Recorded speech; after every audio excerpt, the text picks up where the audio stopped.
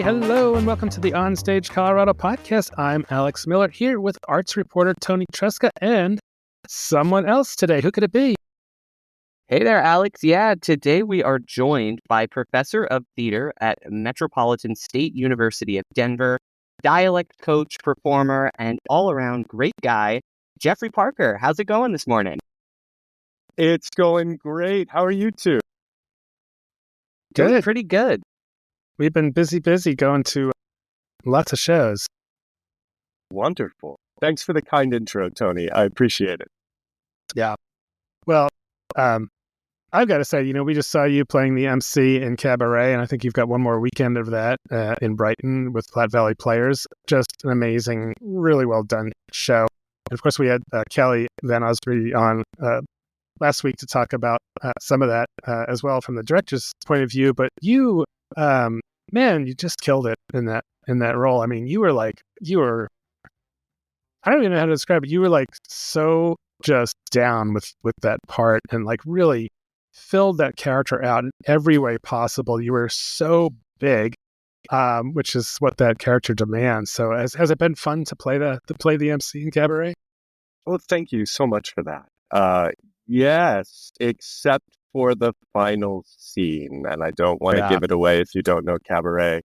I know it's only for a few seconds, but it almost feels like another play in terms of what it asks and what I feel the obligation to that moment is.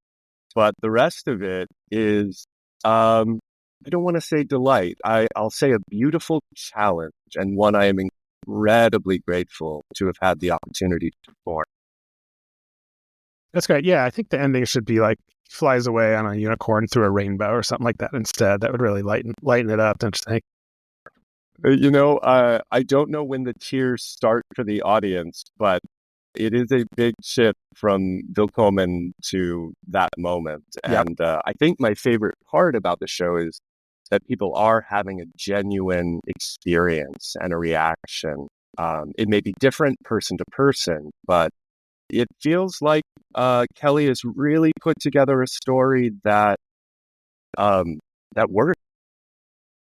Yeah, I know that we both saw it on press night, and on that press night, in attendance was also a bunch of University of Denver students some of them they had University of Denver, as you may recently know, they've done Cabaret in the last couple of years. So some of them had been in Cabaret, but some of them had not. And so it was so interesting to watch their reactions to the show and hear them talk at intermission. At intermission, they were like, "Oh my God, this comedy is great." Somebody who had seen it was like, "Oh, I don't know if I would describe this show as a comedy." And they're like, "What do you mean? Everything's not going to work out?" And they're like, "You just have to wait and see." Oh, gosh. Yeah, those students are great. It was wonderful to see them. Greg Unger, who directed that production, even came and supported ours. And we're feeling a lot of love, and it means a lot. That's great. All right. Well, we are going to move on. We're going to, as usual, we will unpack some of the shows we've seen lately and discuss, whether you should check them out. Our main topic this week is going to be about theater education. Since we have Jeff here, we wanted to kind of talk about where, how young people are experiencing theater and learning about it and making careers of it. And then later, we'll do our Colorado headliners, our weekly top 10 roundup of shows that look to be a good bet. And then I have an interview with Deb Persoff, who can currently be on stage at two different vintage theater productions, Murder on the Orient Express, and a special engagement of Eleanor about the iconic First Lady, which is a reprise of the one-hander she did last spring. Yeah, I always enjoy running into Deb at Vintage Theater, of course, where she's the patron liaison, and as well as just around town. She's absolutely delightful right now as the princess in Murder on the Orient Express, which I know we'll talk about just a little bit more in a second.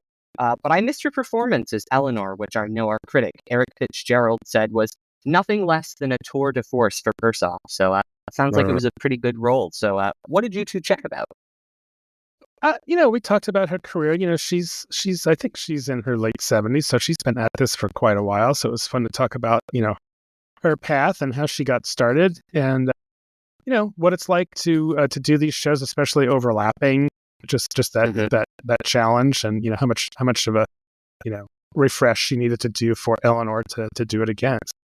So yeah, stick around for that one, and then we're gonna do our weekly roundup of what we've seen around the state. Jeff, since you're our guest, would normally start with what you've seen, but we're guessing that you've been pretty busy on stage, not in the audience as the MC in Cabaret.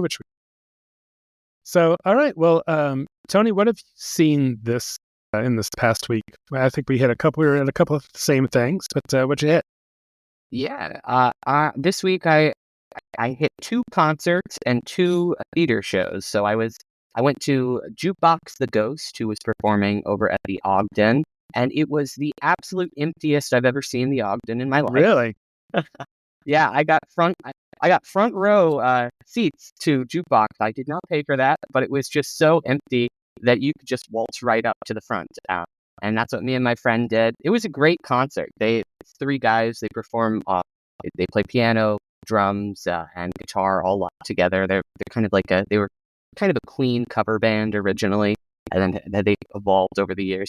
They put on a great show, but it was really interesting to see the Ogden so empty. I was like, wow, I'm used to seeing over 1,000 people in there, and it was quite empty. So that was an interesting experience. Yeah, that's too bad. And then I saw Charlie XCX over at the Ball Arena on Friday night, which was the absolute opposite of my experience at Jukebox, because the Ball Arena had sold out completely. And so I was very, very glad that I did not try to drive there that night, but Ubering out of the Ball Arena at night along with the entire city. So on the theater side, I finally saw this weekend Murder on the Orient Express over at Vintage Theater, which just got extended, which is exciting news. So if you don't have your tickets yet, don't worry. You can now see it through, I believe, October 27th. So you have a little bit extra time to head over to Aurora to see this one. And I had never seen this show before. I didn't know anything about the novel. I had missed all of the film adaptations. And so I got to I was trying to figure out the mystery the whole freaking time. I figured it out. Like I had a really strong, I don't want to spoil it in case there are any listeners on here who have not seen it. I kind of figured it out about halfway through the second act. I was like, I think I've got an idea of where this might be going. But it was so much fun to kind of experience that in a crowd. Vintage has really put together a really impeccable cast for this show. Yeah, so great cast. Big cast on their big stage. Some of the set design is a little bit clunky, but the pacing of the show and just the actual performances that are featured in there, directed by Bernie Cardell, are really worth seeing, I would say. So some of the accents, somebody described it to me at intermission. They were like, this feels like regional theater accents. It's like good for regional theater, but not great consistent accent work all the way through. It's Murder on the Orient Express. There's all different people from all different continents. So there's a lot of different accents at play. Yeah. And not all of them were super consistent. But I don't really think that in particular was super big deal. It doesn't really get in the way of the pacing or the overall effect of the show. Yeah, I don't think it did. If I could just give a quick shout out, the Dialect coach, it was her very first gig. She was one of my students. I'm stoked with her work, but I agree with you. There could have been some tuning. There's also this thing that happens after a show opens, we call accent drip.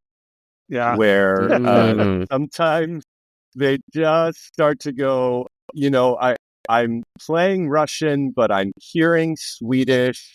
And it's not quite, I'm hearing a difference between French and Belgian French. Right. I was the coach for it at Arvada, and we opened with impeccable accent. And a few weeks later, it was in some ways more embodied, and in some ways you went, I guess you must have traveled here at some point in your life to have picked up those sounds. Yeah.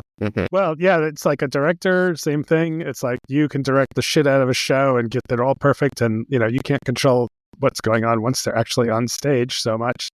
But same thing, and this is a common thing with accents. So as someone who's a dialect coach and teacher, how do you get actors to not drift?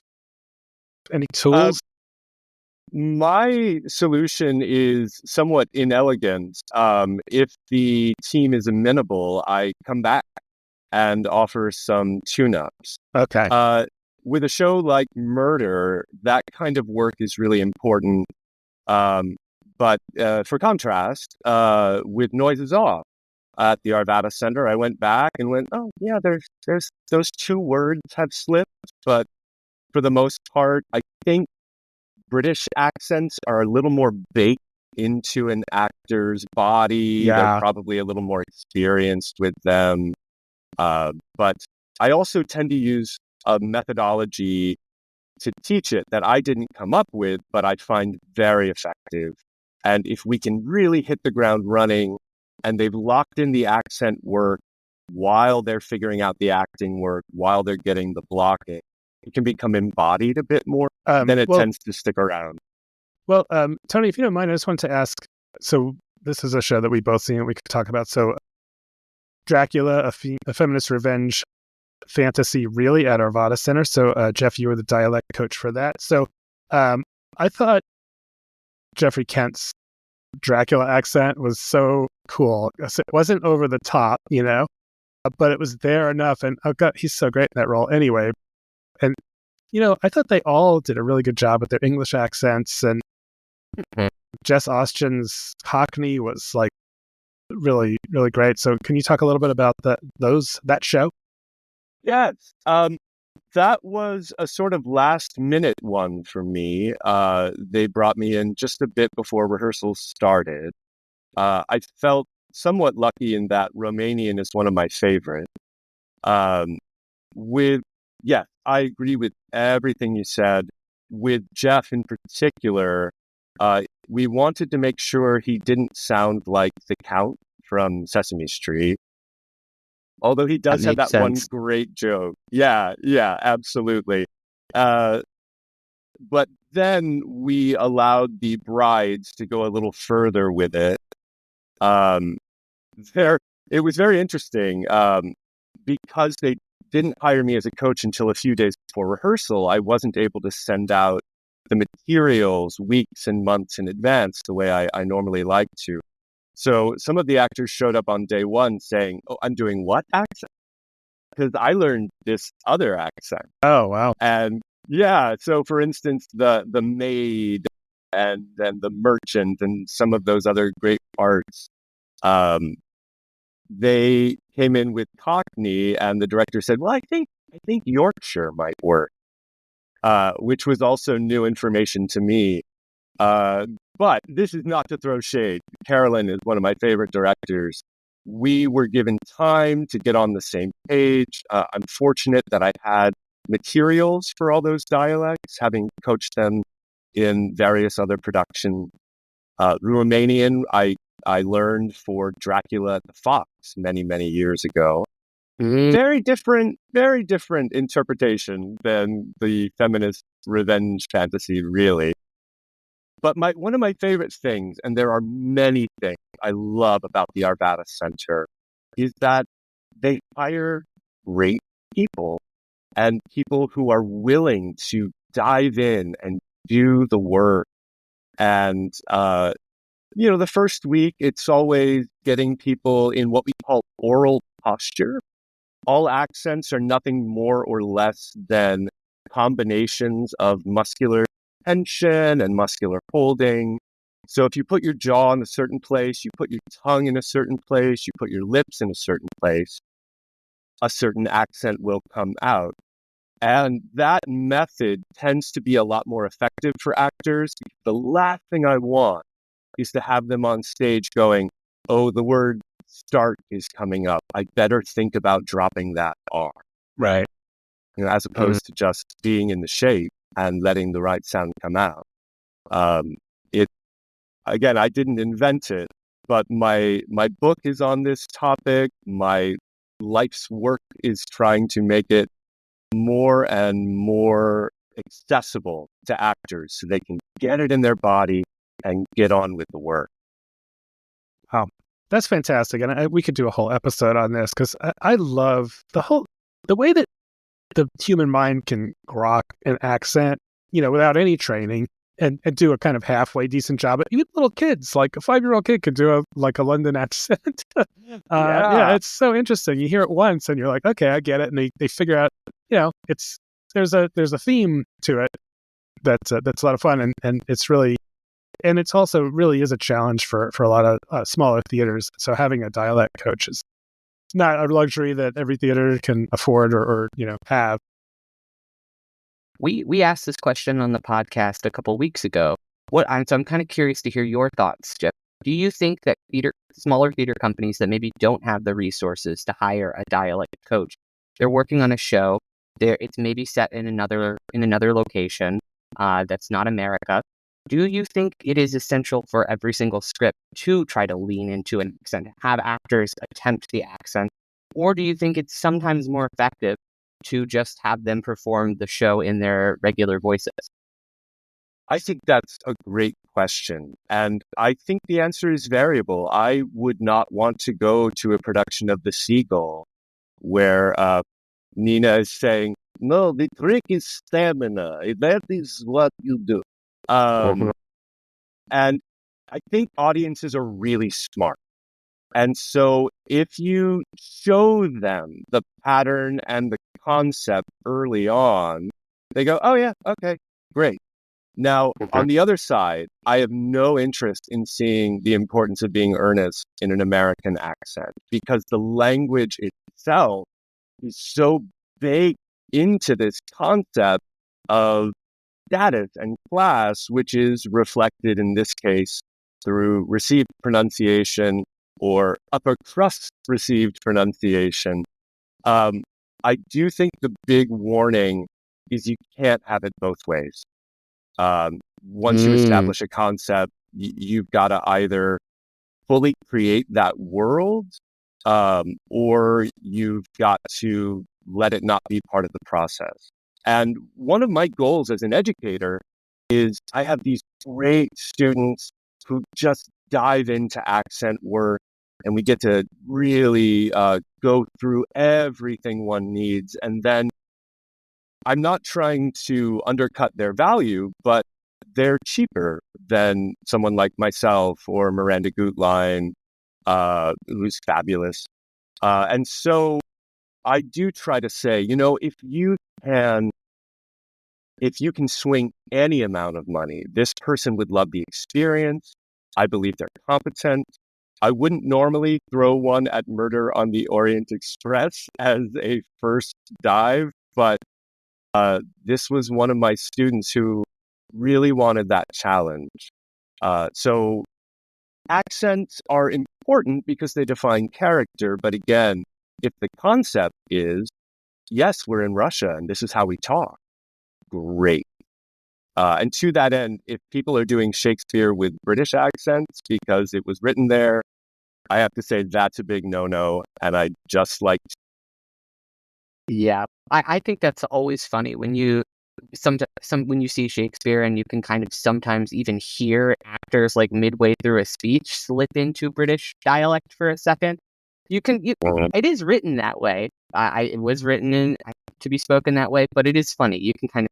I agree with you, Jeff. I'm going to challenge you on that for a bit. Oh, please. Because when Shakespeare was writing, the English accent was much more like this, and they had hard R's, and they said things like like and with, and the received pronunciation accent, the standard British, and for those who can't see, I'm doing big air quotes on standard, for a reason that would take us about 40 minutes to talk about. That wasn't the accent that would have been spoken back in 1590s and early 1600s. There are some folks who will put up productions in what they call original pronunciation. But Soph, what light through yonder window break? And again, audiences are smart. Once you tune your ears to it, it can be quite an adventure, but the text just flies. It seems like, American accents are, I don't know, kind of a little boring, I guess. It would be odd, and in Lord of the Rings, they do have some variable things. You know, Sean Bean is using his northern accent. Gimli's doing Gimli, and I'll leave it at that. Right. But it is all based in the way it was originally written and the way audiences expect it now. It would feel odd to see a sword and sorcery film where someone says, "You have my bow and my axe. We've got to go to more." All right. Well, yeah, we get sidetracked on this, but I wanted to keep moving through our shows. So the last one I think that you saw was one I also saw. Toni, the Catamounts did Last Night of Red Barker, and this was at Westminster Grange Hall. So what was your take on this? I thought it was a really interesting premise. I had never heard of the Barkers before. I did a little bit of research about them before I went and saw the show. Real family, real gang, real tragedy that happens with them. And it's set in, I guess, it's around a similar place in which the Central Barker retired to eventually when he was trying to flee his gang upbringing and his family. I didn't care for the script very much. I thought that it was a little bit meandering, and it was really broken up in an interesting way. It was all kind of two-person scenes staged around this park in a way that didn't really build to anything. There's a line in there where one of the characters literally says, "Don't try to look for answers. Don't ask for any answers." And I was like, that's how I felt the whole time watching it. I was like, it doesn't feel like there's any answers. I'm not really sure why we're watching this. There were some good performances throughout. Particularly, I thought Jason Maxwell as the lead kind of Central Barker. He does some really interesting stuff. But the rest of the actors aren't really given enough to do to really make much of an impression, which is a damn shame because the Catamounts has cast some of the top actors in the state. You've got Emma Messenger, Don Randall, you could just do that with the entire cast. And so it's kind of interesting how the script uses them or doesn't really use them. What did you think, Alec? So this script was by Jeffrey Newman, Colorado playwright, and the concept with Amanda Berg Wilson. And so, I would agree with that. It was like they were almost like a collection of short stories about this character rather than like this cohesive thing. And I also found that it was kind of a little slow moving, and like we've talked about before with these immersive shows, there's points where you're not sure what to do. And there wasn't any like prompt. It's just like, okay, I guess we're moving now, which, I guess is sort of okay, but sometimes, it's not for everybody to be able to want to figure that out. And then there were a couple of things that I didn't understand. One was the woman in the internment camp, which I just can't figure out how that fit in with his story of Red Barker. Did you? That's the line. That's the place in which one of the characters literally just says, "Don't look for answers." And so that at that point, I was just like, okay, I guess that we're just like going to different things that have happened historically in Colorado. I didn't know. I'm not super familiar with the Barker, so maybe he did spend some time at this internment camp, and that is really central to him. But if so, I would have loved that to be a little bit more relevant in the piece we actually watched. Right. Because it really does just come in that one scene. It's kind of offhand. I didn't even realize it was an internment camp until halfway through that scene that we're watching. And then it doesn't really go anywhere. Yeah. So I know he was in the army and maybe he was a guard there, but that wasn't made clear. So, cool. All right. Well, that one is up at Westminster. Is a perfect location for a Catamounts show. They had a building and a little park with a path that was a circle, which is kind of what they did with Impossible Things last spring. Totally. Yeah, Lisa. Go ahead. Go ahead. I saw the show with Lisa Kennedy. We were at the same showing, critic for the Post. And that we both remarked about that. It was really cool to kind of experience that park. The park itself, as well as the Westminster Grange Hall, they're really cool locations. Would definitely like to see other theater troupes actualize that space more. And apparently there used to be a theater company in the Westminster Arts District over there. Lisa was telling me about, but it hasn't apparently been active in several years, which I found really interesting. Yeah. Yesterday on Sunday, I saw the matinee of Funny as a Crutch at Family Theater. So this is a series of a sketch comedy focused on themes of disability. There was a couple of actors in wheelchairs. There was Family Theater Company is a disability affirmative theater, and it was when you put funny in the title of something, you're really setting people up. It just better be damn funny. And I would say it was kind of a little bit of a mixed bag. I thought they saved most of the best stuff for the second act. So, but there was still some great stuff. And like, just for an example, they had one where this guy goes in for a job interview and he's got his quote unquote thing with him, which is another actor who's basically representing his disability. And so the woman who's interviewing him can only focus on the thing. And he's trying to get her to focus on his skills that he can do this job. And I thought that was very clever. What did you think, Tony? You saw this as well, didn't you? I didn't see this one, actually. I have not seen it yet. I know that Family's doing this in rep with another production that will open next weekend, but I actually haven't gotten a chance to go to the People's Building yet. Yeah. Okay. Well, yeah, it was definitely, it was a fun show, and it was really, like nothing else you would see on stage that Family does. And really leaning into, focusing on the humanity of people with disabilities, using humor as a really effective tool for it. So I thought it was pretty fun. I also saw a Vase at Denver Center. So this is a one-hander with an actor who is portraying his mother, which, and he's a guy with a beard and, very much looks like a man. And it took me a little while to figure out what he was doing. I was like, why is he talking about his breasts or whatever? And so that's maybe just being a little thick, but it was very interesting. And his mother was there and came on stage at the end, which was pretty wild. And so it's all about her story as a refugee from Tehran, leaving after the revolution and all of her trials and tribulations, moving to Los Angeles, which they called Tarangelis. I really enjoyed it. He was really a great performer, and you definitely learn a few things about Iranian culture, and I would definitely recommend that one. And then, like I said, I saw Dracula, a feminist revenge fantasy, really, which was just a lot of fun. I mean, we've already talked a little bit about it, but I mean, I thought that the first act was a tad slow, but apparently in the kind of similar vein as the Dracula novel itself, where you're kind of building to tension, you're introducing all these kind of characters. But I thought that a lot of the performances were absolutely spectacular. Some of the best stuff we've seen this year. Noelia's aerial sequence is unbelievable. I yes. mean, when the silks drop, I was just like, wait a second, no way, no.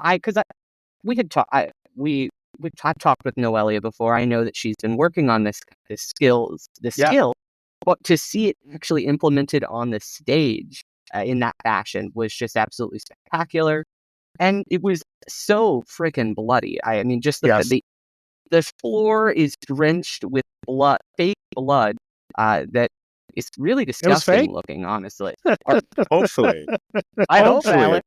I don't know. I guess I can't confirm that fact. I actually didn't ask what they used for blood, although I really kind of want to, because it's kind of clumpy and disgusting. I really enjoyed it. Yeah, all great performances. My biggest thing was I thought the script bogged down in places. I thought, Jess Austen was fantastic as Renfield, but she had way too many lines where you were just like, oh, right, already, cut this I was about to say that. I was like, the letters, I think there was too much letters there. And now, granted, that is a function of the original novel. It's kind of written in that fashion. I guess it's a nod to some of the letters that are in that piece. But there's just something about watching an actor just read a letter multiple times that is just not that engaging to see on stage. So I think I would agree with you. Yeah, there's something interesting, which is that in the original production, Kate Hamill played Renfield. And when a playwright writes a role for themselves, it's often not given the judicious editing that perhaps it might. But again, Jess Austen kills it. I think she's so great. I said she was a combination between Eliza Doolittle and Gollum. Because she's skittering around on all fours with this Cockney accent. She's eating bugs and stuff. It was really, it was great. And I don't see her on stage that often. She's more into her as playwright these days. Mm-hmm. But it was great to see her. So, all right. Well, that's what we've seen this week. The mailbag section, we didn't really have any letters or emails. No letters, of course. But I will note that we have a new fan in Ben Rana at Family. I saw him at Funny as a Crutch Sunday and introduced myself. And he only knew me by my voice, but said he'd only recently learned of the podcast and he binge listened to like 8 episodes or something. So I was like, yay. But great guy. And it was funny too. Toni and I, Jeff, have spoken many times about curtain speeches and how we think they should be eliminated altogether or abbreviated tremendously. And they did a little, apparently he's known for his loquacity. And they had a little gag where they kind of hustled him off stage before he could go into another thing. So that was a pretty funny little gag. So anyway. Think Family is such a gift to the Denver theater scene. It is, yes. What they do is just extraordinary. I've only been able to perform with them once, but it's always filled with the process, such heart, such humor, such compassion, such why not? Let's see what we can do here. And I think Ben has done a remarkable job. Their chorus line was unbelievably. Yeah. He had big shoes to fill, and he's definitely filled them. It's really great. I mentioned one other thing about Funny as a Crutch that I really thought was great was they did a puppet section where all of the puppet players were also disabled. Like there was Quasimodo, Captain Hook, and a couple of others, and they had a lot of fun with that as well. So that was one of the sketches that really works. I just wanted to say one last thing. When you're doom scrolling through stupid videos on Facebook or something, I came across one where this guy was just barfing out fact after fact, and I learned something I didn't know. And you guys probably will say everybody knows this in theater, where this term "break a leg" came from. So, what's your understanding of where "break a leg" came from, Jeff? It is, from my understanding, I have heard 4 or 5 different versions.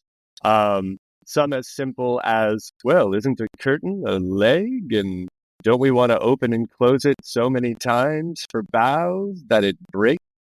I have heard it's a John Wilkes Booth reference, which that one's a stretch for me. Yeah. I also am wondering, and this was my personal take, I can't wait for you to tell me what it actually is, but I've always thought of it as something akin to breaking a glass at a Jewish wedding, or how the French say merde. I hope I can swear on your show.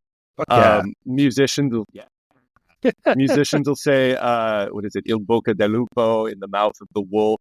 And I think there's this idea of saying, hey, if something bad happens, let's make it happen on stage. Right. Just because I would be very interested to watch something like that. I would not want to. I don't wish it on anyone. But I am so confused and have been for longer than I care to admit. So I'm hungry for the answer. What about you, Toni? What's your take on it? As I had heard a couple of the ones that Jeff just mentioned, the only other way that I've heard break a leg used was kind of from the vaudeville community. So I know that break a leg used to kind of be synonymous what the overbooked actress would say when they were performing with a company that notoriously didn't pay them or didn't always pay. So break a leg was them being like, hope you get paid tonight. Hope you get your money. So it was kind of a very cynical thing, like, we're going to do this show. Maybe we'll make some money kind of thing. But I don't know if that's just what I've heard from the vaudeville community. Right. What did you hear about the term, Alex? Well, this is just some guy on YouTube or something, so I can't say he's an authority, but it made sense to me where audiences back in the day were sitting on chairs that moved, and they, in addition to applauding, they would bang the chairs. And so if you did really well, they would bang them so hard they'd break a leg. So I thought that kind of made sense, but who knows? That's great. I love that. I am going to do a little research on it because that's what I do because I'm a nerd. But I think that's at the top of my list now. That is a great answer. Yeah. So anyway, it's just kind of an aside.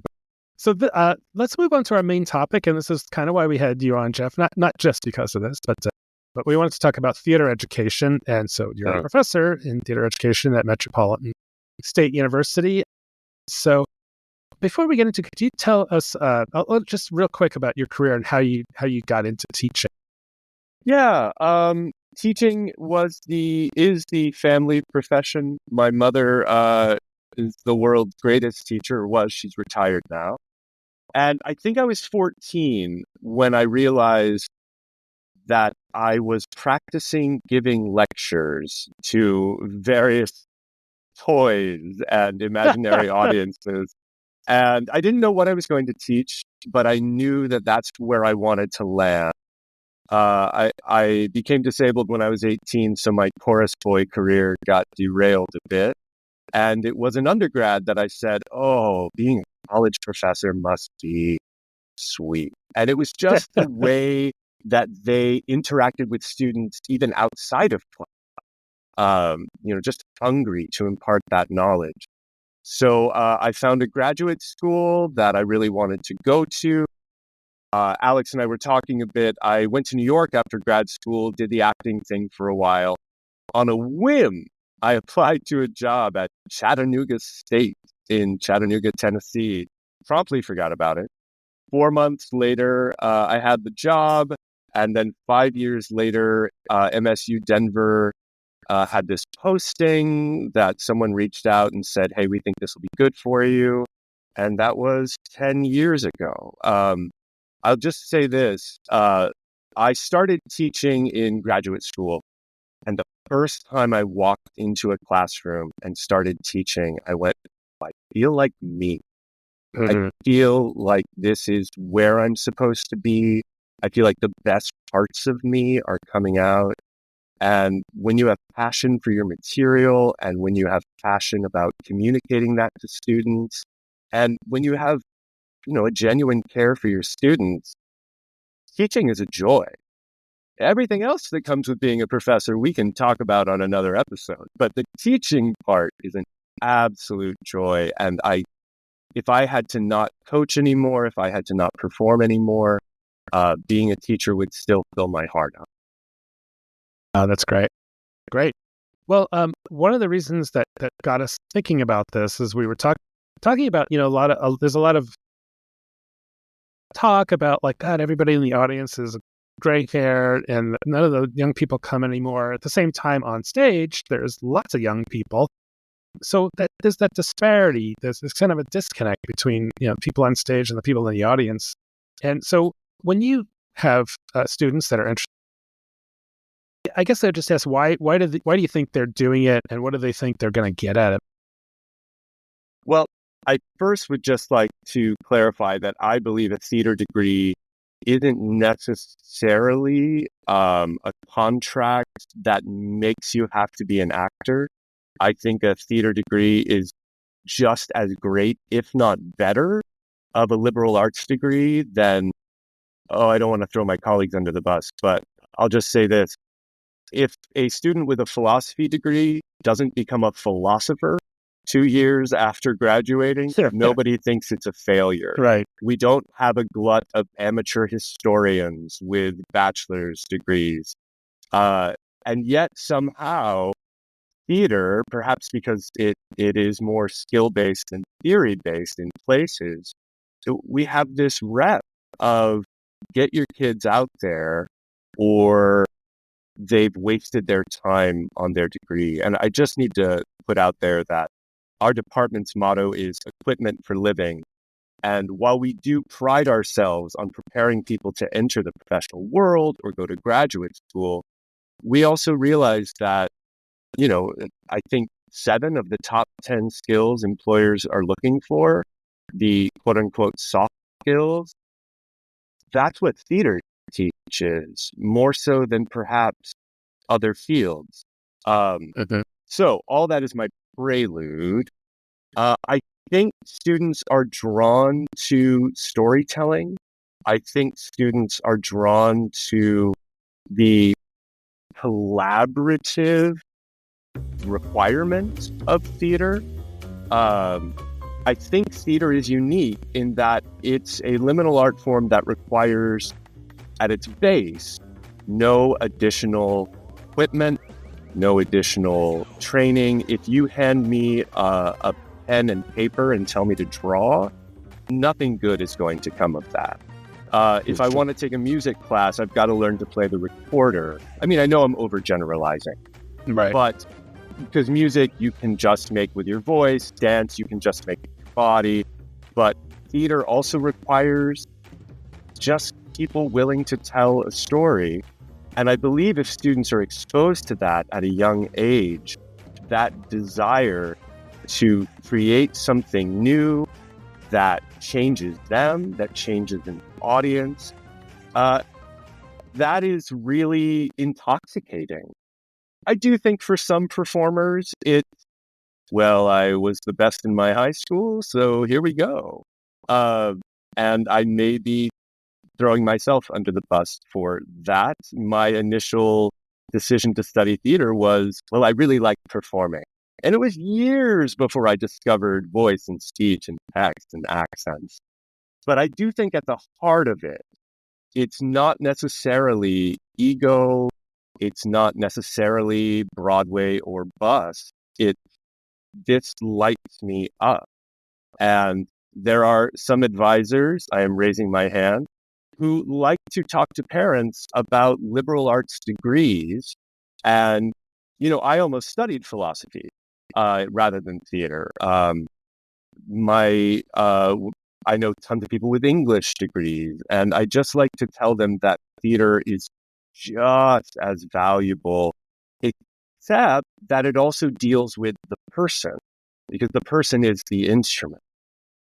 And it is enlightening and it is revealing. And whether or not you're performing, the simple act of studying theater changes you. And I just think theater should be mandatory, not just offered. I think it just offers so many things about humanity, which is, of course, why we do it. Yeah. Couldn't agree more. And starting young. I mean, kids get so much out of being on stage and working together and cooperating. Yeah, and I think that the soft skills like that you mentioned are a really valuable part of what makes theater so important.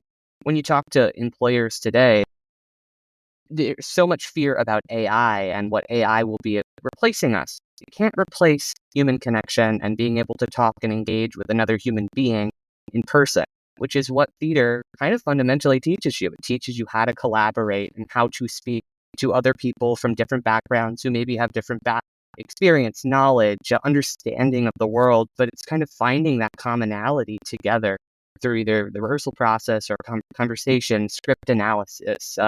That I think theater really does teach that. Theater improvisation kind of teaches that in a way that, like you mentioned earlier, like philosophy degree doesn't really engage with those kind of soft skills in the same kind of way. Right. I prepped a little list here of the top 10 job skills employers are looking for. And some of them, digital literacy, that's probably going to be a good training across the board. But adaptability and flexibility, collaboration skills, critical thinking, problem solving, emotional intelligence, continuous learning, cultural competence, diversity awareness, effective communication across platforms. And again, they mentioned collaboration with leadership. And I just look at that list and go, yeah, I don't know if I would have gotten that if I had studied economics and gone to law school, as my father so desperately wanted me to do. Sorry, Dad, I'm exaggerating. I'm exaggerating. My folks have always supported me pursuing this, and I cannot be grateful enough. But my point is, I look at those skills and I look at what we're teaching and I see how students are growing and say, these folks are ready to tackle the world, and as you said, Toni, in a way that AI can't. Creativity alone. So yes. So I'm kind of curious in hearing a little bit more about kind of the perspective of the students that you work with. I know that you mentioned that people are attracted to storytelling, which I know that I am. That's what kind of attracted me to theater initially, is that kind of experience of sharing a story with an audience. But are students still interested in traditional theater? I imagine maybe the theater students who you work with are. What are they really interested in? What are some of those questions that they pose to you about the industry? Yes, that's such a great question. And the answer is such a vast spectrum. We get folks who have never done theater before. They take an intro to theater class or an intro to acting class because I'm making air quotes again, easy. And then they fall in love with the aspects of it and say, yeah, wow, this is something that I want to pursue. Some of them aren't necessarily even thinking about careers. Maybe they're new to college, or they're new in their family to college, and they want to throw themselves into something that they already know, they already understand. Some of them want to pursue education. We have a lot of technicians and designers, which is interesting. But the big questions I get, a BFA musical theater student is going to be asking me about what New York is like and what it's like to do a national tour. And I never made it to Broadway, but on off-Broadway, the game is somewhat similar in terms of what it demands of you. Most students are very, I don't want to say in the dark, but perhaps less aware of the day-to-day life of an actor. A lot of them are asking great questions like, how many auditions before I book something? And when I say 100, I'm not talking about Denver, I mean in New York and LA, they take that in and sometimes have to take some time to process it. A lot of the students I work with are hungry for skills. I tell folks in their careers, especially if they want to stay here, that I teach something to my performance students called acting plus, which is to say acting and what else? Because I don't know a single professional actor here in Denver who does not have a secondary skill. Now that may be teaching, directing, fight choreography. If it's Jeff Kent, it's all of the above. But what I try to impart is that theater and a life in the theater is a beautiful life. A career in the theater has its challenges, but a lot of folks start as actors and then find their passion and their calling somewhere else. And the theater has room for it. So for me, a lot of it is, well, then how can we get you in the room as a budding, intrepid dialect coach? How can we build your teaching skills? How can we help you pursue something that allows you to, one, get in the room, and also perhaps find a passion and unique skill that lights them up in a way that perhaps the big, broad umbrella term of performance does. Specifically, a lot of students are getting more and more interested in voiceover, which I think is lovely, as I teach a voiceover class, so that's great for me. But also I refer them to the DCPA, which just has best voiceover training. Making it a diverse quilt, a cornucopia of options, I find really blows their mind and helps them see theater as not this Broadway or bust, but how can I find a way to be in the room, to make good theater with good people? Or how do I apply this to law school? Which is just as valid a question. Yeah, there's a performance aspect there. but yeah, I think the voiceover and actually when I was at Red Barker, the Candace Joyce was there, who's a lovely person and a great actor. But she told me, she's like, yeah, my bread and butter is reading books on tape or voiceover type stuff.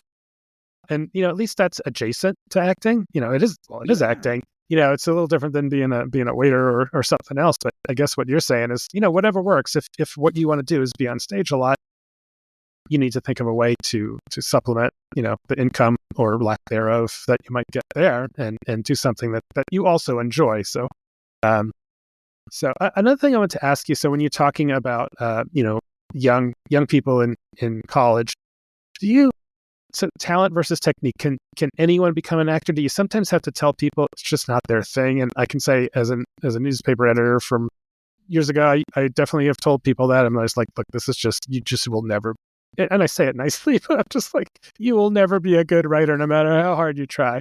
Do you see some of that? I'm going to be very careful with this answer. In 15 years, I have never told someone that they can't pursue what they're passionate about.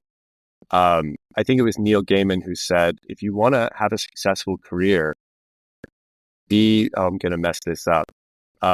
You have to be professional, you have to show up on time, and you have to be good, but you only need 2 out of the 3. Mm-hmm. And in terms of talent and technique, I actually think talent's a trap, because often folks who have talent bypass technique or are wary of it. Richard Brestoff, one of my favorite theorists, says that talent versus technique is the horse and the jockey. Your talent's your horse, but if you don't learn how to ride it, then you're never going to win that race. I'm also a technique and theory nerd, and I really believe that technique can uncover talent, and that talent isn't necessarily a fixed amount. You can't say, well, you have 98 talent and you have 107 talent. But rather, talent may just be fearlessness, comfort. Perhaps it is a specific skill like singing or dancing. But when it comes to acting, specifically stage acting, I really think it can be taught and it can be applied. There are some students who, when I talk about acting plus, perhaps I push the plus a little harder. Mm-hmm. Perhaps I encourage their internships to be in arts administration. Perhaps I encourage their internships to, we have such a great fight choreographer certification sort of program here. So we're going to have a lot of 23-year-old fight choreographers coming up in the future. So there is that aspect. A lot of folks say, well, why not just go into education? That causes me some concern, because I don't think education should ever be something one settles for, but rather something one is passionate about. I'll go ahead and out myself. Have I ever thought about telling a student, perhaps moving to New York and trying to make it on Broadway would be a step too far? And here's where you need to start, and go take classes at the Denver Center and never stop training, but you need more training. That's about as far as I go with that. Right. Even if I can think of 2 students off the top of my head that perhaps in my perception that would have been a helpful conversation. But the corollary to that is you never know. Adam Sandler was told by his freshman acting teacher.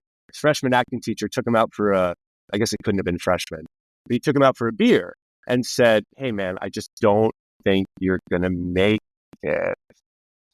Years later, Adam Sandler runs into him and says, hey, that's the guy who bought me a beer. I just like that story.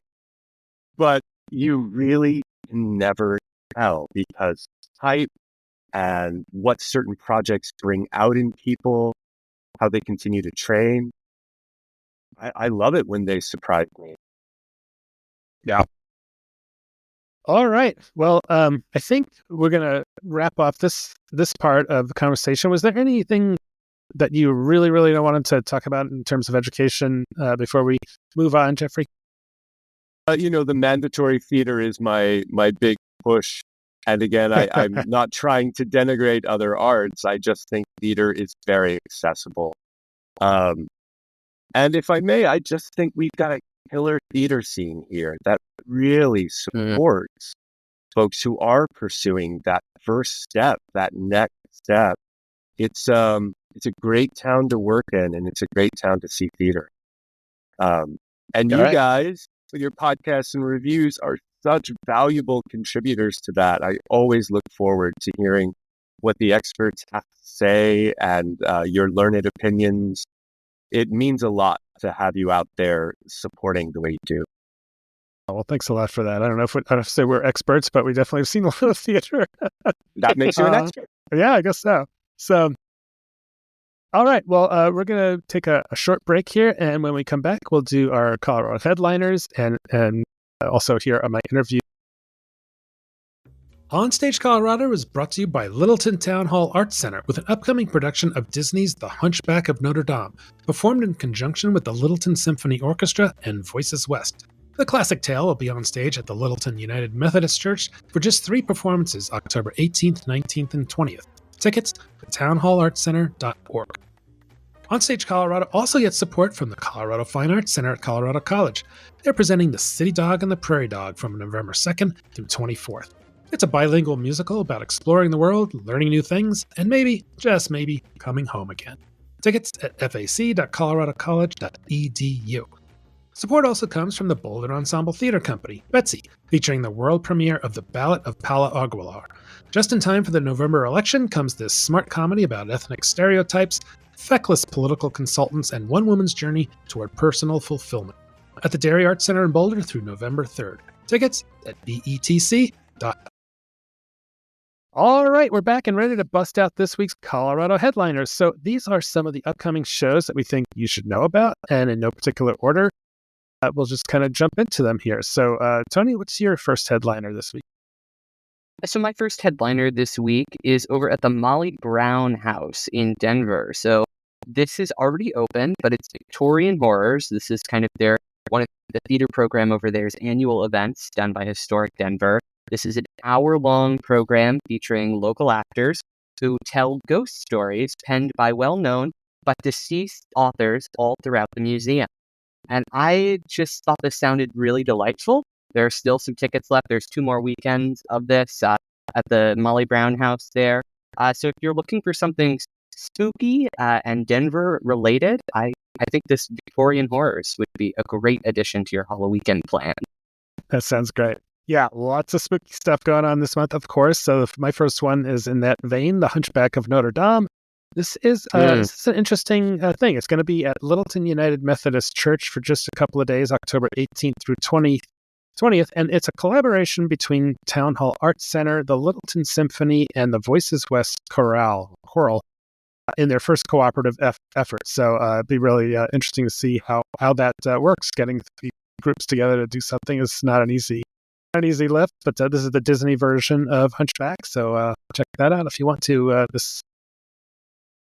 So my next headliner is over at Rise Comedy in Denver. So this is the Denver Sketch Comedy Festival, and it is the first ever of its kind. So I got a chance to interview the 2 people who are putting this together, and it just sounds like it's going to be a really cool event. They're bringing in sketch comedy teams from places like Portland, Canada, New York. Of course, there are a couple Denver teams here from places like Rise Comedy's house team, as well as Chaos Bloom is a sketch group as well. So it just sounds like it'll be a really cool event. The organizers are hoping that this will kind of help establish Denver's sketch comedy scene and really differentiate it from more of the improv or stand-up comedy community. Because previously, Rise Comedy had been doing just kind of a general comedy festival. So stand-up, improv, sketch comedy. But this year, a couple of folks were like, can we do our own thing with sketch? And Nick Armstrong over at Rise Comedy, he was super on board with that. And so now you can check out this weekend, October 17th through the 19th, Denver's first ever sketch comedy. That's awesome. Love sketch. And yeah, you don't see as much of that as you do improv and stand-up. So getting back on the spooky train, talk about a murder from the Moon Theater Company. They're performing this in Berthoud. It's up now. It's about a radio talk show on the road with D-list guests, one of whom. My next one is Devil's Crush by Wonderbound. Yeah. So this one of Denver's premier kind of contemporary dance groups. They do consistently impressive work. They've recently got a new space last year that they just finished renovating.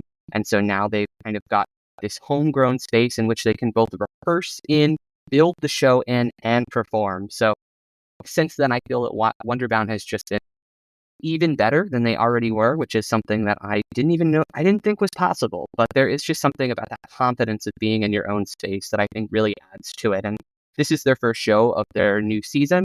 It follows the devil who comes down to earth and falls in love. So I expect kind of a spooky season kind of vibe. There's going to be cool, knowing Wonderbound, there will be some really cool, edgy kind of choreography and awesome music too. Yeah, they're fantastic. Everything they do. I'm looking forward to it. I'll be there on Wednesday.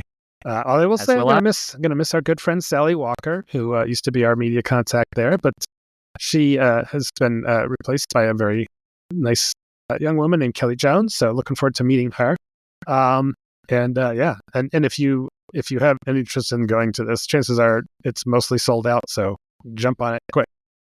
I did check. There are still tickets available. I did not want to shout out a show if you couldn't go see it. So I was a little bit surprised that Wonderbound hadn't sold it out yet. But there still are a couple of tickets available. Back on the spooky thing is Spirit Level from the Evergreen Players. I was going to go up and see that this weekend. It's October 18th through November 20th. When a famous crime writer and his wife drown in a boating accident and can't get into heaven because the husband is an atheist, they return to their country cottage as ghosts and scare away any would-be tenants. So a little bit of Beetlejuice vibes in there, but the whole can't get into heaven unless if you're an atheist is interesting, and I wonder how they resolve that. So I'm curious to see that as somebody who also is in peril for not getting into heaven for that same reason. According to Dante, you'll be in limbo. Yeah. Not too bad, but not great. Right. Some old sitcom. I wonder for you, Alex, maybe it would just be they'd make you read descriptions of theater shows that don't tell you anything about the plot. That's right. Or listen to over. Love that. So my next headliner pick is not a spooky season unless you consider the election horrifying, which maybe you do. That's very fair. This is Betsy's upcoming production of The Ballad of Palo Aguilar. It's going to be at the Dairy Arts Center in Boulder, and it centers on a Latino professor who is being pulled by a political party who the show doesn't name, but I think we can all guess is the Democrats who are worried that they're losing the Latino support, and so they are interviewing her to try to figure out what they can do to win back that group. So it's a comedy. This is the world premiere of it. It'll be at the Dairy Arts Center in Boulder, running from October 17th through November 3rd. So if you want to laugh about the election instead of cry, maybe check this one out. All right. Very timely. Yeah, there was just a New York Times story about polling showing some softening support among the Latino population for the Dems. So it'll be interesting to see. Okay, so my next headliner is a classic, Blithe Spirit, and this is going to be at Main Street Live down in Trinidad. So this is a place I have never been, Trinidad, Colorado, that I can recall. So October 18th through 27th. So theater jam, really, about a novelist who's remarried but finds himself haunted by the ghost of his late first wife, Elvira, which is a name that sounds familiar too. So it's such a good play, and there's a reason why it keeps coming back. So if you're in Southern Colorado, check it out. My final headliner pick this week is a live taping of a comedy special that's going to be taking place this week at Meow Wolf at a space, the Perplexiplex, in that incredible, really trippy space that they've got there. And so this is a performance, Shane Mouse. It's a Better Trip with Shane Mouse, and he is a comedian who's been touring for 20 years. You may have seen him on stuff like Conan or Jimmy Kimmel Live and places like that. But he's also he's a huge dork. I got a chance to interview him. He loves science. In his free time, he reads science magazines and textbooks, which to me sounds incredibly dry and not fun. But he told me that he wakes up with science and he goes to bed reading about science.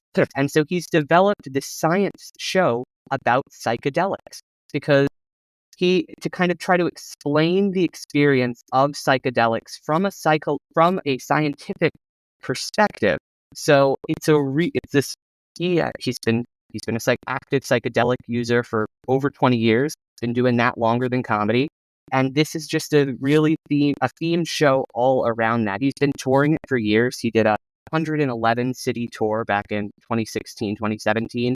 And now he's revamped the show with these really trippy visuals that are live, and they are mapped not only on the stage via an LED screen, but they're visually mapped around the space. So in Meow Wolf's Perplexiplex, they've got these 3D mapping. And so they've created custom projections in conjunction with the Meow Wolf team that they're going to be live mapping all around the space in addition to on the stage where this guy is performing. So I'm going to be there at the early show. He's filming 2 of them on October 20th. It's a 2-hour set. He's doing first hour intermission and then another hour of comedy twice that day. And I just think this is going to be an absolute banger of a show. I really wouldn't miss this one if you are able to. Tickets are selling like hotcakes, but because this is just so popular, he's done this show a number of times in Colorado before, but never like this with that kind of level of technology and sophistication. So it's going to be recording it. It'll be released. He is hoping for either Netflix or Amazon, but that's TBD. So yeah, Better Trip with Shane Mouse this weekend.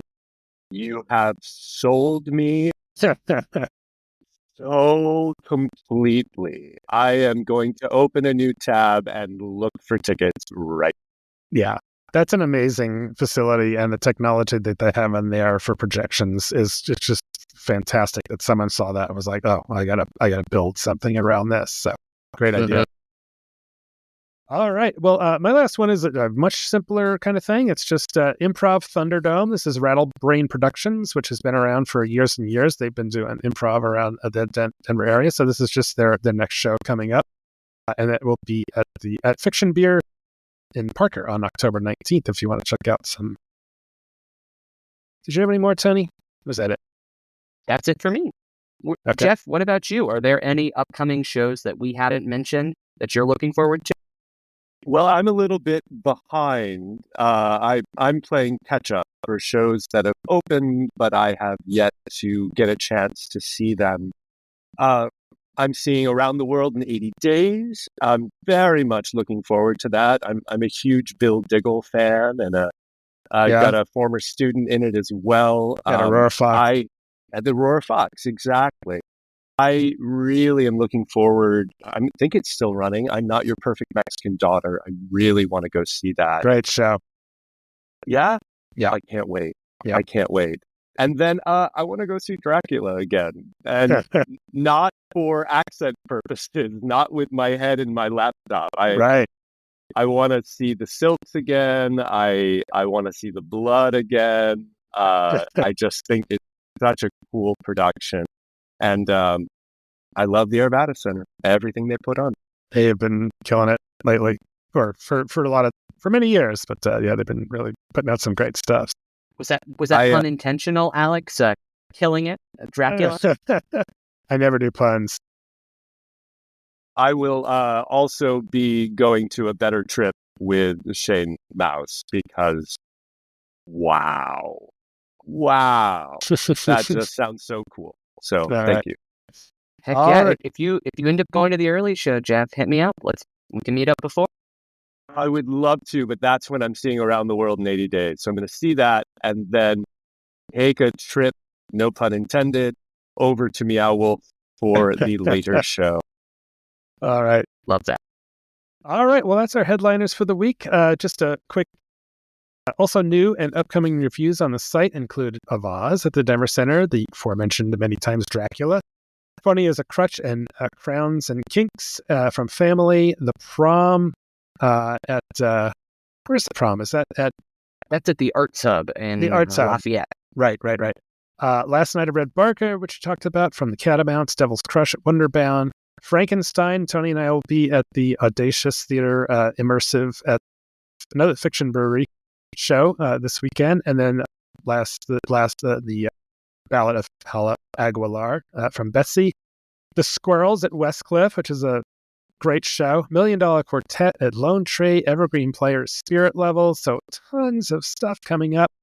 And then I also wanted to shout out, Kevin Douglas, who is one of the founders of 2 Cent Lion Theater Company, is got a little time on his hands, and he's going to be covering some stuff for us. So he's going to be hitting some comedy, but he's going to be at Meow Wolf also for Spirit. Yeah, so if you are interested in reading some of those reviews, plus learning about all of the theater news from around the state, head on over to OnStageColorado.com. But first, we're going to hear Alex's interview with Deb Persoff. All right. Well, we are here with Deb Persoff, who's got a couple of shows coming up at Vintage Theater. Thanks for being on the OnStage Colorado podcast. It's great to meet you. It's great to meet you, and thank you for the invitation. Yeah, absolutely. So you've got a role in Murder on the Orient Express, which is that opening this weekend? We just opened last Friday night on the 20th. Yeah. You're up. Okay. How's it going? It's going beautifully. The train is on the tracks. We're taking the journey. The cast is wonderful. It's a pleasure to be a part of this magical story. It really is. Okay, so your role is Princess Dragomirov. Is that how you pronounce it? Dragomirov. You did very well. Dragomirov. You know, Dragomirov. You know, Okay. you roll up. And is that you got the Russian accent going for this You got role? the Russian accent, you do. Yes. Okay. All right. Thanks for the demo there. That sounds great. So who is this character, and how do you like playing her? I love it. She's exotic. She's obviously a beautiful part of the foreign story. And she brings that mystery. How does one become royalty? How does one maintain royalty? How does royalty treat those around her? And it's lovely because it has its own mystique. And we all meet at the same time.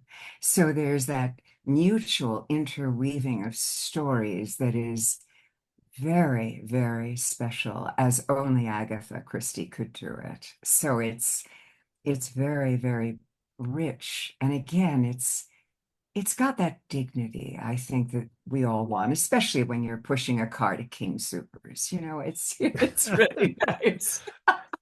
Yeah, Okay. to bring her into the fold. Right. So what drew you to this role? I mentioned you must be a little picky about which shows that you do after being on stage all these years. So what drew you to this one? Bernie Cardell.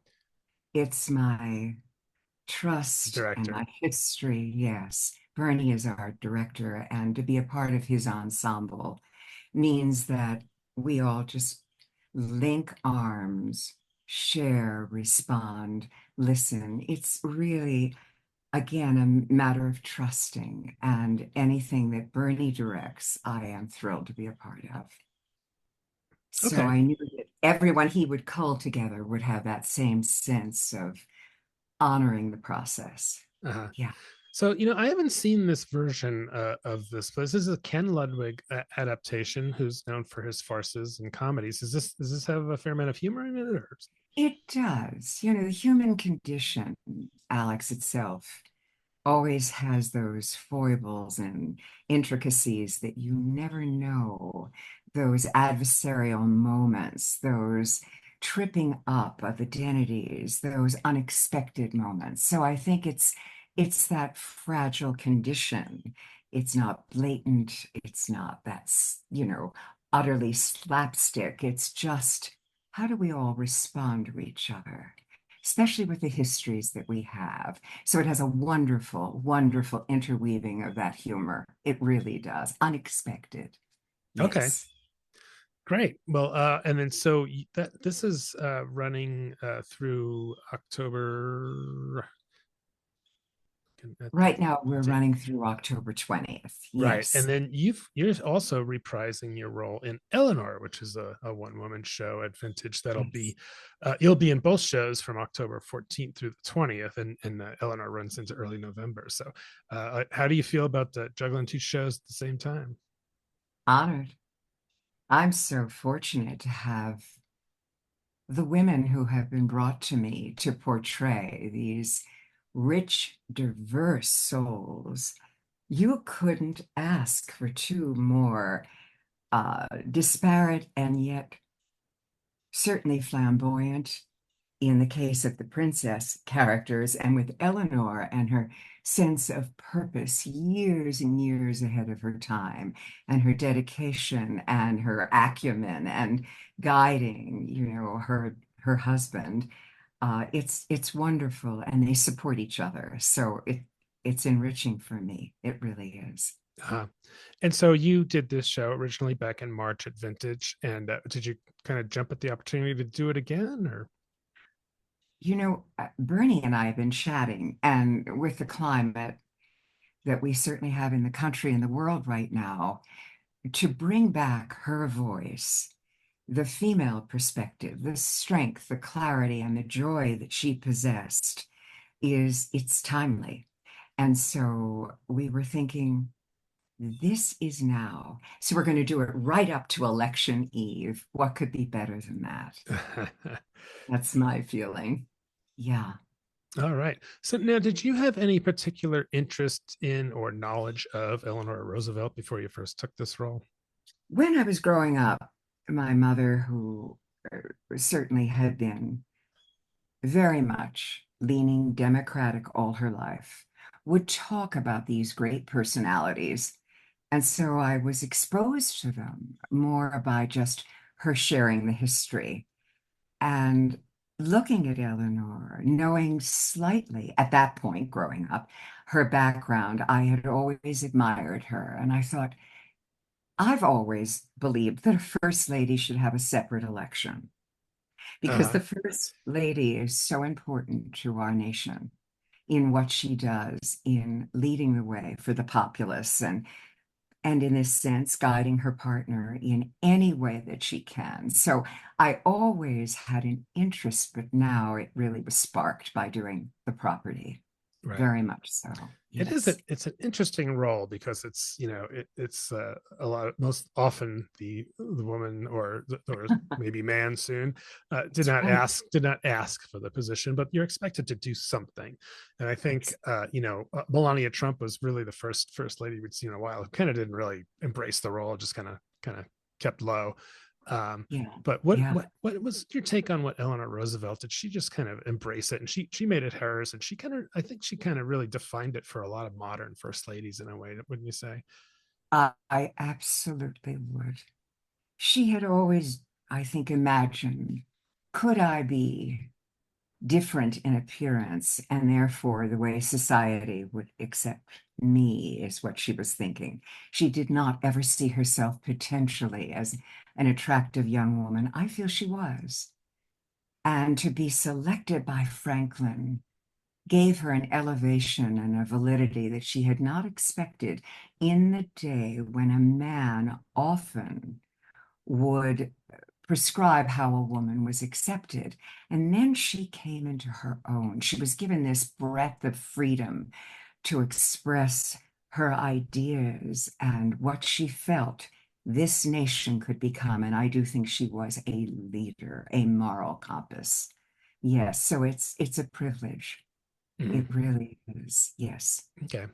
So I always love to ask anybody who's doing a one-hander like this, what techniques or tricks do you have to kind of keep on track, whether it's just remembering your lines or your blocking or where you're going when you don't have that other actor or actors to work off of? Do you have some thoughts on how you do that?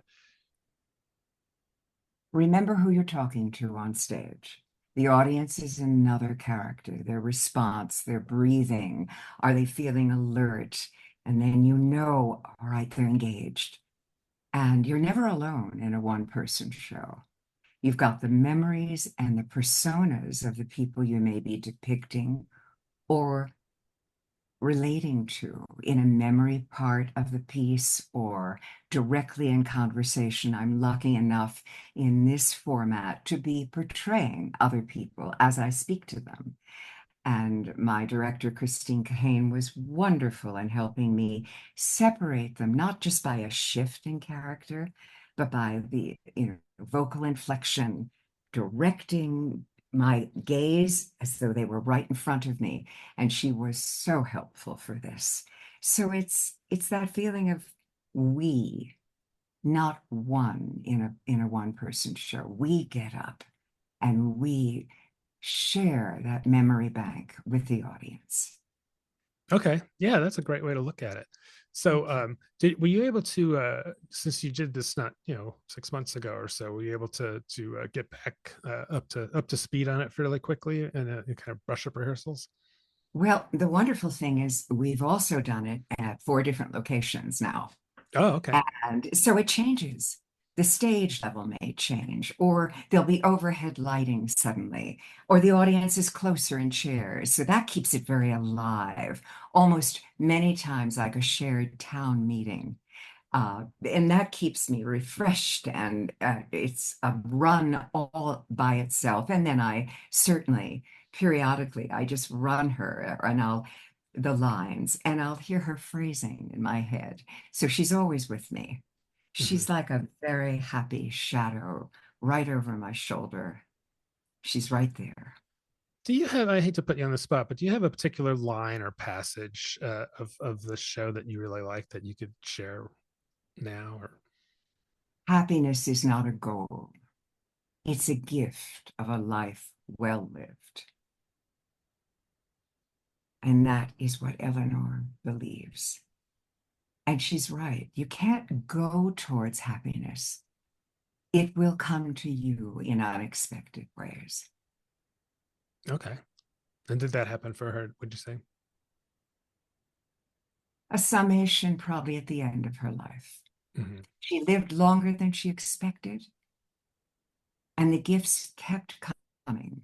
The gifts of recognition, of seeing what she had so, been striving for, just come to play with the American people. And she could sit back now and know it had been a life very richly lived. Yeah. And so the action in the play goes past, her time in the White House and FDR's death and up until hers in, I think, 1962. What kind of things did she do, and what do you talk about in the play? What she was up to? She is so alive. She helped draft and pass the Universal Declaration of Human Rights. She was a part of the Peace Corps. She was a delegate to the United Nations at a time when there certainly seemed to be the structuring of a group of nations, not just our own, not being independent, but dependent upon other voices. She tried so hard to bring in the fact that race must not fight race, but engage, thrive, working together as one. And I remember Alex in the 60s, and this harkens back to what Kamala Harris's parents did. I worked that way too, to make sure that we could all strive as one in a divisive time with great turbulence.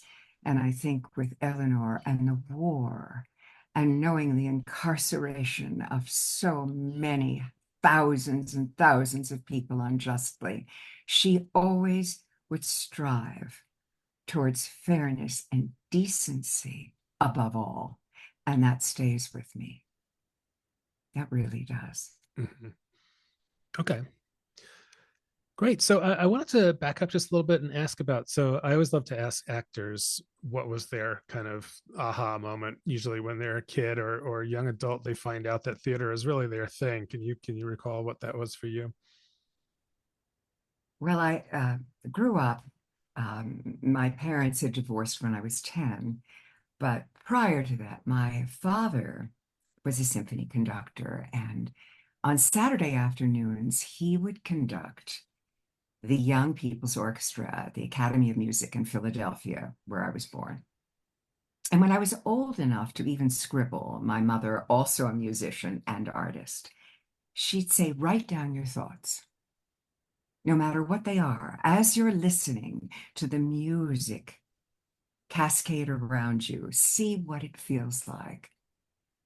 And it's an amazing thing to do. Words, and I am all about writing again, as I related to you, I'm all about the tangible. And I would hold this piece of paper and the pencil, and these words became more and more alive. They became characters, so that I was able then to jump on my bed as a youngin' and just walk up and down the bed and up and down the bed, having the radio on and just becoming alive, because I could do anything or be anyone I wanted to be. What a gift, without judgment, without anyone watching. And I think that's how it slowly merged. You could find love when you didn't have it as you grew up. You could suddenly be this lovely ingenue, dancing as she would not have been able to at anyone's ball. And so the creation and the swirl of colors and imagination was very vivid then. Okay. And then, so what were some of like the first, I don't know, major roles or shows that you were in, in Philadelphia? Was it when you were in high school or college or? Well, in Philadelphia, I didn't do that much. It was more when I had met my husband in my very early 20s, and we came here. I did audition, though there's one time I was in Philadelphia and Barbara Streisand had made a great, great impression on who I was, how I felt, how I looked. No one has a voice like Barbara. And I was able to audition in New York. I got to audition for the first tour of Funny Girl. I got through all my 16 measures, and I didn't go further, but what a sense of purpose that I could be on her stage at the original Winter Garden and at least audition. So Yeah. that segue me. And in Philadelphia, the Jesuit schools would bring in women to portray the women's roles. So it was lovely fun. I was able to just do the boyfriend and evolve then out here. And one of my first major roles was working at the Bonfils Theater, which was the ultimate theater of the community at 9th and Colfax. And we did Sweeney Todd in 1983. Groundbreaking, exciting, daring, risky. And then I worked several shows at Bonfils. I was very fortunate and just auditioned around at Germinal Stage and certainly, slightly off center. And then, fortunately, and I think where I have found my home, first I was at Theater on Broadway for many years, and that was just, again, new, fresh, groundbreaking work. And then I found my home at Vintage, and the shows have been so special. They're memories that I can feel in the longing and the wistfulness and the celebrating. They never fatigued me, but they always gave me these rich adrenaline rushes. So I have certainly done a great deal with Bernie Cardell in the last several years, and I loved it. Worked at Town Hall and, certainly in Miners Alley. So many wonderful women have come my way, Alex. Uh-huh. And do you lean towards comedy, drama, musicals, or all of the above? All of the above. Okay. If I'm fortunate enough, I just put them on like a beautiful new coat. I love that. That's how I feel. Yes. All right. Well, Deb Persoff is on stage now in Murder on the Orient Express at Vintage Theater through October 20th. And then she'll be reprising her role as Eleanor in the play Eleanor, all about Eleanor Roosevelt. And that'll run from, when does that open? We start, I believe it's the 14th or 15th, whichever that happy Monday will be in October.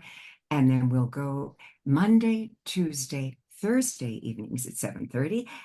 And we'll certainly run on election eve. And again, Eleanor would love to see people knowing that the next day, if they haven't, mailed in their ballots early, they will vote with a responsible attitude.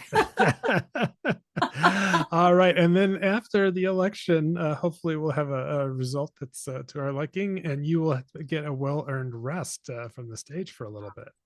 Well, you know what? Rest comes, but this is enrichment now. So I'm very fortunate, Alex. Thank you. All right. Well, thanks so much for being on the OnStage Colorado Podcast. That was wonderful to talk to you. And it was wonderful. All right, that's it for Thank this you week's again for the episode of the invitation. OnStage Colorado Podcast. It was so interesting to hear Deb's perspective on vintage and what it's like to kind of star in two shows on two different stages in the same state. Deb is such a lovely person, and it was really fun to talk to her. So, all right. Well, next week on the podcast, we'll have you. You were going to talk to some of the folks from the 13th floor. Did you get them on board, Toni? Yes, I did, Alex. They responded to me, and they hooked me up with their performance manager. So I'm going to be talking with the scare coordinator who directs all of the haunting actors over at the 13th floor. I am really pumped for this conversation. We kind of lightly touched on the haunting community in our episode about immersive experiences on September 17th earlier this year, but the haunting community is super active, especially during spooky season. And so kind of interested to hear a little bit about kind of their approach to scaring people, how they unwind after this kind of experience, and just what it means to be scared. How do you do that? How do you embody that safely? So, yeah. That's great. Scare coordinator is a great title to have. A great thing to wheel out at a cocktail party or on a first date. It's like, I'm not an accountant. I'm a scare coordinator, at least for part of the year. So, all right, cool. Well, and then I'm also going to be interviewing Abby Apple-Bose to talk about her upcoming Cabaret at Vintage and some of the other things she's up to. So she's another wonderful person in our theater community. So keep an ear out for that one in another week or two. So lots of exciting things on the way. If you want to stay up to date on what's going on in theaters across the state, subscribe to this podcast wherever you get your audio. And if you like what you're doing, tell other theater lovers in your life. And if you want to support what we're doing, like our recent benefactor, Steve Wood, consider donating. There's a link under Resources tab on the website. And be sure to check out all the reviews, news, other podcast episodes, and our full statewide theater calendar on the website at onstagecolorado.com. Also, if you feel so inclined, please rate the show wherever you're listening now and tell your friends about us. It really helps get the word out about what we're doing and helps spread the theater community to the world. All right. Yep, and if you have anything you want to let us know about, just info@OnStage Colorado or leave a comment on one of our socials. We'd love to hear from you. So, all right, well, this was definitely the longest episode we've ever recorded. So thanks, Jeffrey. You definitely did the professorial extension, but it was all a great conversation. So it was wonderful to have you on the OnStage Colorado podcast. I do tend to ramble, but I appreciate the opportunity. You guys are great. It's a great podcast. And I'm Jeffrey Parker. All right, I'm Alex Miller. And I'm Toni Tresca. And we'll see you at the show.